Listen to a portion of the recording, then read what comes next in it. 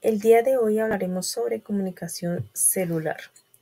En el cuerpo humano, cada segundo millones de células se envían mensajes, no por casualidad ni por azar, sino como parte de un sistema altamente organizado que permite que todo funcione, desde respirar hasta pensar o defendernos de una infección.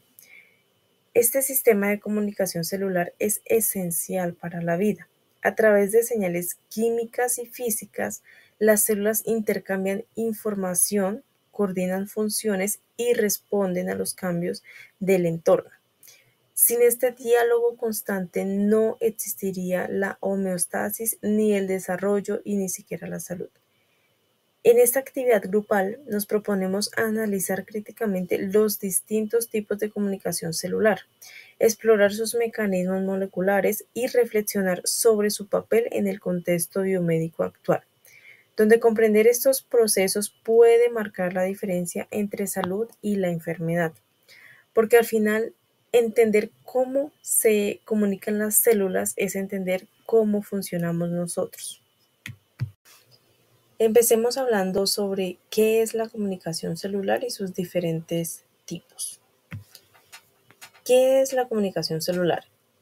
Es el proceso mediante el cual las células se envían mensajes. Lo hacen a través de señales químicas o físicas para coordinar funciones vitales como el crecimiento, la defensa frente a enfermedades o el equilibrio del cuerpo. Existen varios tipos según a qué tan lejos viaja el mensaje y cómo se transmite. Iniciemos con la comunicación autocrina, la cual es una célula que se envía un mensaje a sí misma para autorregular su comportamiento. Un ejemplo claro de esto sería, no sé, imagina que estás estudiando y tú mismo te dices, debo concentrarme más. Eso es como una célula inmune que al activarse se autoenvía una señal para producir más defensas. La siguiente sería la paracrina. Es una célula que envía señales a otras que están muy cerca a ella. Em, Esto sirve para generar respuestas locales rápidas. Ejemplo, cuando te haces una herida, las células cercanas liberan sustancias que hacen que las células vecinas inicien la reparación del tejido. Solo actúan localmente, como cuando alguien da una voz de alerta a un grupo pequeño. La siguiente sería la endocrina. La endocrina es la célula que envía hormonas al torrente sanguíneo, que viajan por todo el cuerpo hasta llegar a su destino. Esto sirve para controlar funciones a larga distancia. Un ejemplo de esto sería cuando tienes hambre. El páncreas libera la hormona glucagón que viaja por la sangre hasta el hígado y le dice, libera azúcar. Es como mandar un correo desde una ciudad a otra. La siguiente sería comunicación yustacrina, que son dos células que están pegadas y se comunican directamente por contacto físico. Esto sirve para coordinar acciones muy precisas entre células unidas. Ejemplo, como un apretón de manos entre dos personas. Esto ocurre, por ejemplo, en el desarrollo del embrión, cuando las células deben decidir en qué se convertirán dependiendo de con quién están conectadas.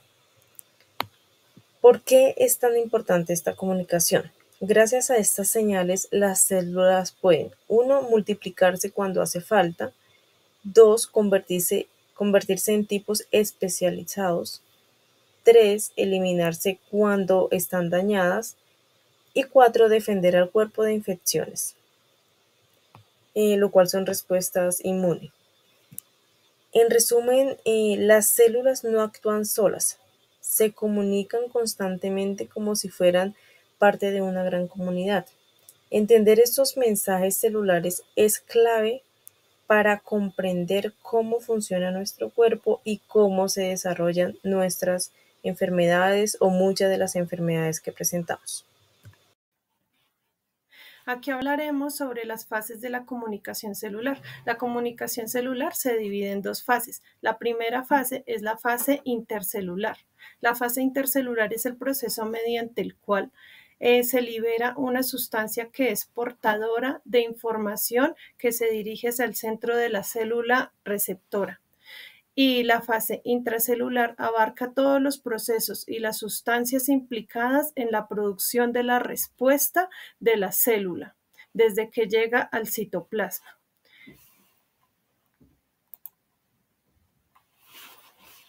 Los procesos de la comunicación celular. Los procesos de la comunicación celular se basan en tres etapas principales. La recepción, que es el proceso mediante el cual las proteínas de la membrana se unen a las moléculas señalizadoras. La transducción es el proceso en el cual la señal externa se convierte en una respuesta interna, generando una reacción bioquímica. Y la respuesta, que es el proceso final, donde se pueden incluir cambios de metabolismo, movimiento, secreción, activación y desactivación de genes.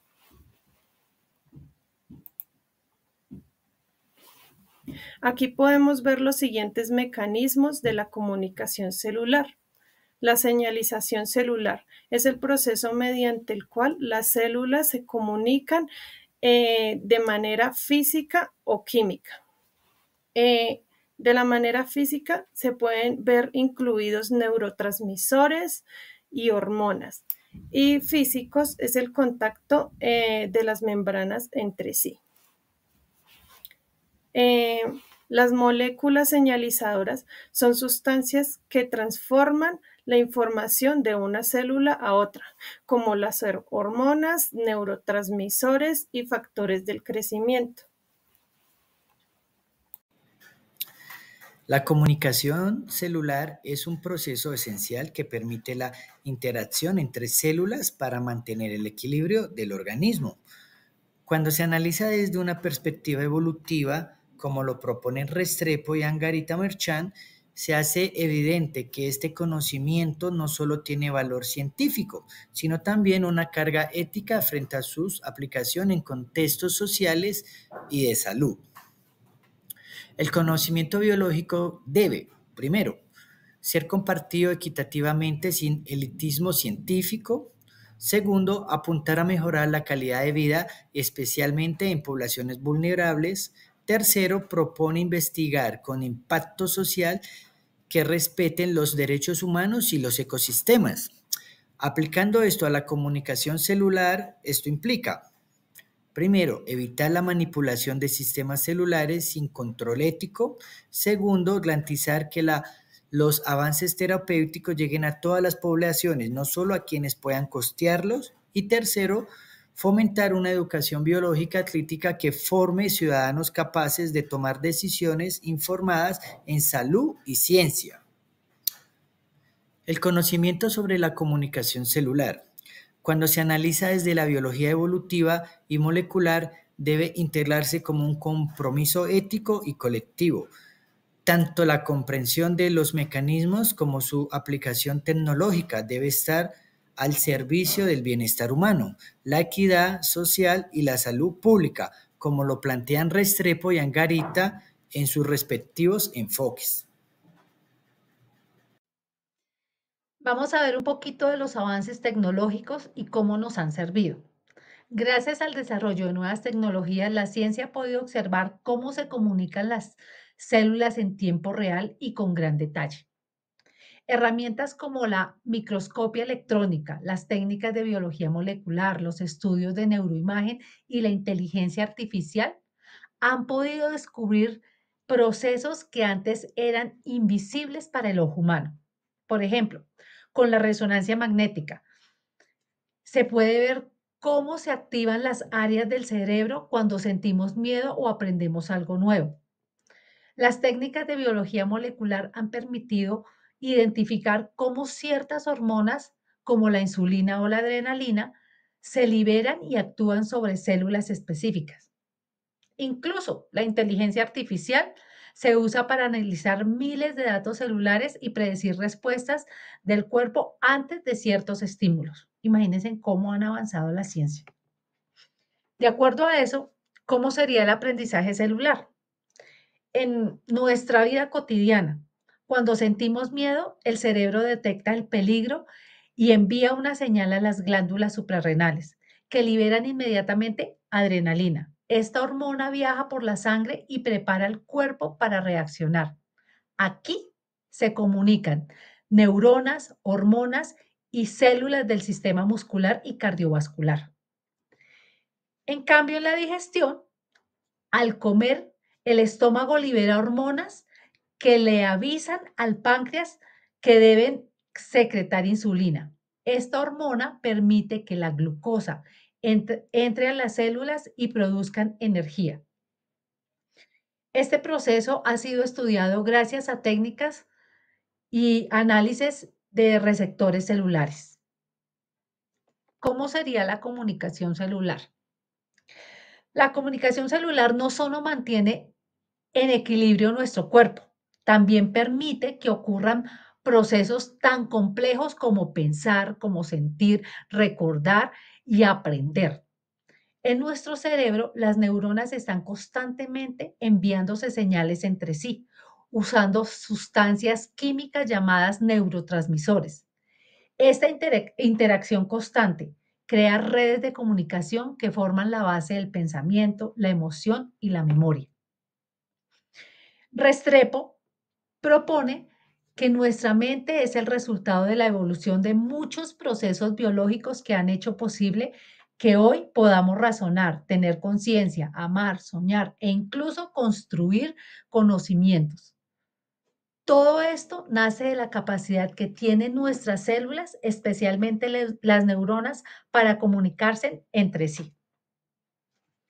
Por su parte, Campo explica que el aprendizaje implica cambios reales, medibles en el cerebro. Cada vez que aprendemos algo nuevo, se fortalecen o debilitan las conexiones entre neuronas. ¿Qué quiere decir esto?